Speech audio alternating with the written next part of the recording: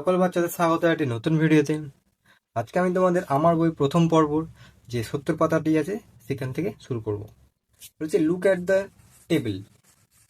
Monday, Tuesday, Wednesday, Thursday, Friday, Saturday, Sunday.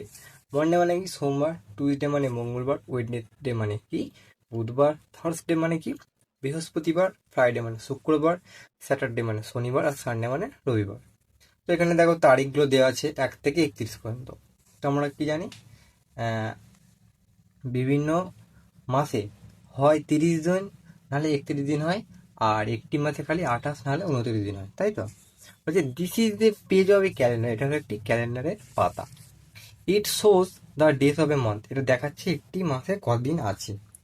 There R 12 month in a ইয়ার। তাহলে বছরে 12টি মাস আছে। সাম month have 30 days, মানে কিছু মাসে 30 দিন আছে। সাম মান্থস হ্যাভ 31 ডেজ, তাহলে কিছু মাসের আবার 31 দিন আছে। Only February has 28 or 29 days. শুধু ফেব্রুয়ারির 28 নাহলে 29 দিন আছে, ঠিক আছে? তো 28-29 দিন যখন লিপ ইয়ার হয়, তোমরা এখন উঁচু ক্লাসে উঠবে, লিপ ইয়ার বলে গণনা করা হয়। তো যখন লিপ ইয়ার হয় তখন ফেব্রুয়ারি মাসে 29 দিন হয়ে যায়, আর সেটা কি হয় 4 বছর অন্তর, ঠিক আছে? সি অ্যান্ড সে, বলো, দেখো এবং বলো। তো দেখো কোটাতে চালু হয় মান্থ। প্রথমে কি আছে? জানুয়ারি, তারপর আছে ফেব্রুয়ারি, তারপর আছে মার্চ, তারপরে এপ্রিল, তারপরে মে, তারপরে জুন, তারপরে জুলাই, তারপরে আগস্ট, তারপরে সেপ্টেম্বর, তারপরে অক্টোবর, তারপরে নভেম্বর, তারপরে ডিসেম্বর, ঠিক আছে? তাহলে কটি মাস হলো? 12টি মাস হলো, ঠিক আছে? তাহলে আমরা যদি আমাকে জিজ্ঞেস করে যে কোন মাসে কটা দিন আছে আমরা কি করে গুনবো, তো প্রথমে তোমরা এরকম হাতটা মুঠো করবে, ঠিক আছে? এরকম ভাবে মুঠো করবে। তো এইখানে যে উঁচুটা আছে দেখছো, এখান থেকে মাসটা গুনলে হবে 31 দিন, আর এইটা গুনলে হবে 30 দিন, মানে ফেব্রুয়ারিটা বাদ দিয়ে। তো আমরা এটা প্রথম থেকে গুনবো, তাহলে এটা কি হবে? জানুয়ারি, ফেব্রুয়ারি, মার্চ। তাহলে জানুয়ারির পর আবার মার্চে 31 দিন, ফেব্রুয়ারি বাদ দিয়েছি। আবার এপ্রিলের 30 দিন, এপ্রিলটা নিচেটা গর্তটায়, তাই তো? এপ্রিলের 30 দিন, এপ্রিল, মে, জুন, জুলাই। আবার এরকম করে গুনতে পারবো, August, September, October, November, December.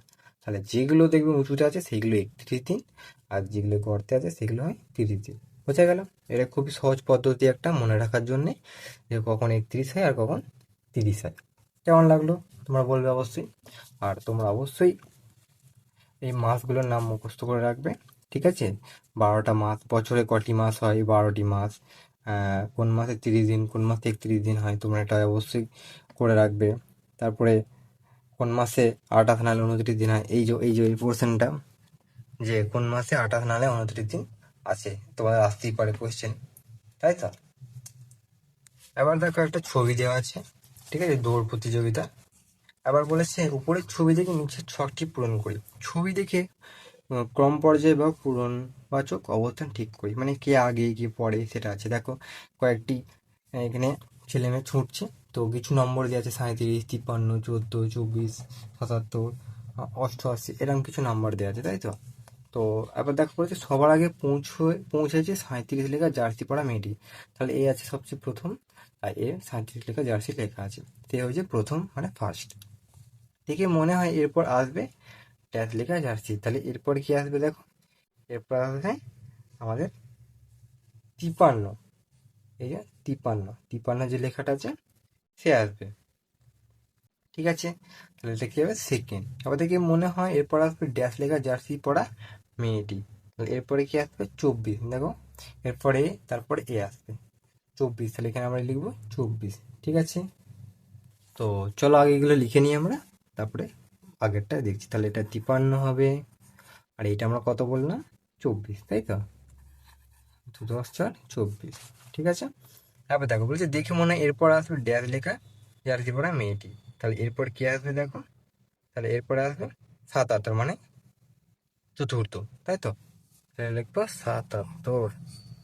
তারপর বলেছে দেখে মনে হয় এরপর আসবে ড্যাশ লেখা জার্সিটি। তাহলে এরপর কি আসবে? যেটা 14 লেখা আছে, ঠিক আছে? তাহলে লিখবো মানে 14, তাহলে এটা কি হবে? পঞ্চম, মানে ফিফথ। এবার বলেছে দেখে মনে হয় এরপর আসবে ড্যাশ লেখা জার্সি পরা মেয়েটি। তাহলে এরপরে কি আসবে? লাস্টে যে আছে অবশিষ্ট অষ্ট আছে, তাহলে কি হবে? সে হয়তো হবে ষষ্ঠ বা সিক্সথ। পরপর অবস্থান বোঝাতে কি হয় দেখো, তাহলে পরপর অবস্থান বোঝাতে কি হয়, প্রথম, দ্বিতীয়, তৃতীয়, চতুর্থ, পঞ্চম, ষষ্ঠ শব্দ ব্যবহার করা হয়। এদেরকে বলা হয় ক্রমপর্যায় সূচক বা পূর্ণবাচক সংজ্ঞা। তো এইগুলো তোমরা অবশ্যই মনে রাখবে, ঠিক আছে। পরপর যখন গণনা করা হয়, পরপর বোঝাতে কর্মপর্যায় সূচক বা পূরণবাচক সংখ্যা বোঝায়, যেমন প্রথম, দ্বিতীয়, তৃতীয়, চতুর্থ, পঞ্চম, ষষ্ঠ, তারপরে কি আছে সপ্তম, অষ্টম, নবম, দশম, এরকম আছে, ঠিক আছে। তো এরকম করে এগিয়ে যাবে। তো তোমাদের এগুলো মনে রাখতে হবে, ঠিক আছে। আবার দেখি 71 পাতায়, ঠিক আছে, 72 পাতায়, সরি, পূরণবাচক সংখ্যা লেখা ও পড়ার পদ্ধতি। তাহলে কথায় লিখি, তাহলে এটা কেমন লিখতে হবে, সংক্ষেপে লিখি। তাহলে সংক্ষেপে এরম লিখতে পারি মটা, ঠিক আছে, যেমন এই লাস্টের অক্ষরটা এইটা লিখতে হয়। তাহলে এক লিখে ম দেখলি প্রথম, ঠিক আছে। এবার দেখো দ্বিতীয়, তাহলে এটা এটা কেমন হবে দেখো, দ্বিতীয় আর অনুতস্থ, মানে দ্বিতীয়টা অনুতস্থ হয়, দেখো। আবার কি আছে তৃতীয়, তাহলে তিন লিখে অনুতস্থ, মানে লাস্টের অক্ষরগুলো লিখতে হয়। আবার দেখো চার, তাহলে এটা কি লিখবো, চার লিখে লাস্টের অক্ষরটা কি থয়ে রে বাজে, তাহলে কি হবে চতুর্থ। আর দেখো পঞ্চম, তাহলে পাঁচ লিখে ম লিখে দিলি হবে পঞ্চম। তাহলে ষষ্ঠ আছে, তাহলে ষষ্ঠ কেমন লিখবো, ছয় লিখে মূর্ধন্যস্থয়ে থয়, ঠিক আছে। এবার দেখো সপ্তম, সাত লিখে ম লিখে দেবো। অষ্টম কি হবে, আট লিখে ম লিখে দেবো, এগুলো সংক্ষেপে মানে ছোট করে। নবমটা কি হবে দেখো, নয় লিখে ম লিখে দেবো লাস্টের অক্ষরগুলো। আর দশমটা হবে 10 লিখে ম, ঠিক আছে। এবার দেখো বলেছে গ্রীষ্মকালকে বাংলা বছরের প্রথম ঋতু ধরা হয়। নিচের খালি ঘরে সংক্ষেপে ঠিক পূর্ণবাচক সংখ্যা বসায়। তাই গ্রীষ্মকাল বছরের প্রথম ঋতু, ঠিক আছে।